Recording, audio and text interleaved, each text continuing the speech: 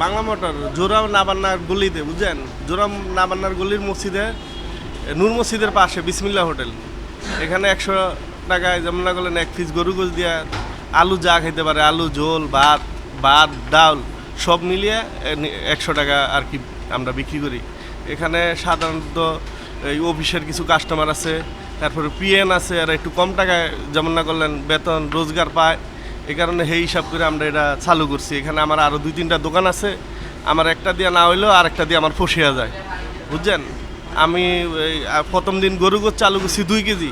গরু গোছ 2 কেজি চালু করার পরে অনেক আমার আস্তে আস্তে আমার অনেক 2 কেজির পরে গেছে 5 কেজি, 5 কেজির পরে গেছে 10 কেজি, অনেক আমি 20 কেজি গোস্ত আনি। প্রথম আমার লাভ হইতো না, অনেক আমার 2000, 2500, 1500 এরকম প্রত্যেক দিন আমি স্টাফ বেতন টেতন দিয়ে আমি পকেটে করে নিয়ে যেতে পারি।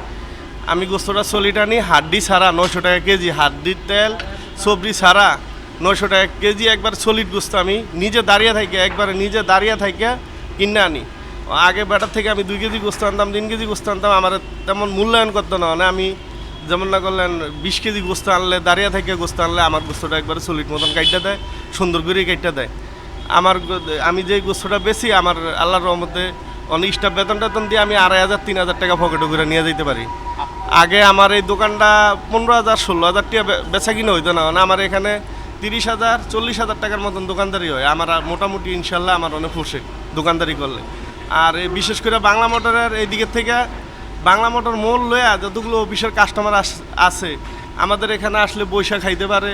তারপরে আমাদের পানির ভালো, গ্লাস বা পোলাপাইন আছে, স্টাফ আছে, আলাদা এখানেই পাকশাক করি, কোনো আলাদা কোনান থেকে পাকশাক করে আনি না, ঠিক আছে? এগুলো তো আপনারাই দেখতে পারলেন।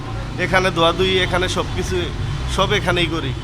আর বিশেষ করে এখানে যে রূপায়ণ টাওয়ারে কিছু ছাত্র, এরপরে যেমন না করলেন কিছু সাধারণ মানুষ আছে, ওই যে কাতারের, ওনারা এসে এখানে যেমন না করলেন 100 টাকায় খাইলে পেট ভরে খাইও যাইতে পারে, আবার খুশিও হয়। এই কারণে এইটা নাইলে অনেক যে বর্তমানে বাজারের সাথে আমগোর সাথে অনেক বর্তমানে মোটামুটি ঠিক আছে। মাঝে মাঝে পেঁয়াজের দামটা বাইরে যায়, আবার মাঝে মাঝে কমে যায়, মোটামুটি অনেক চলতে আছে আলহামদুলিল্লাহ।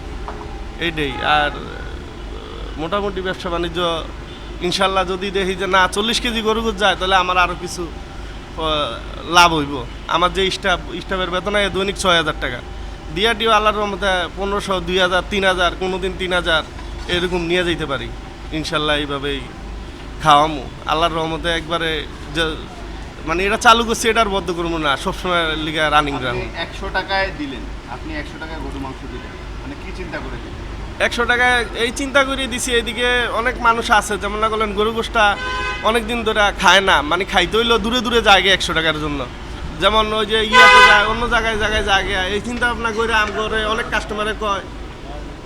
কাস্টমারে কয় যে এখানে রহমান ভাই আপনি এখানে একটা 100 টাকার প্যাকেজ চালু করেন, 100 টাকার প্যাকেজ চালু করলে আমরাও খাইতে পারবো। অনেক অফিসের কাস্টমারে কয়।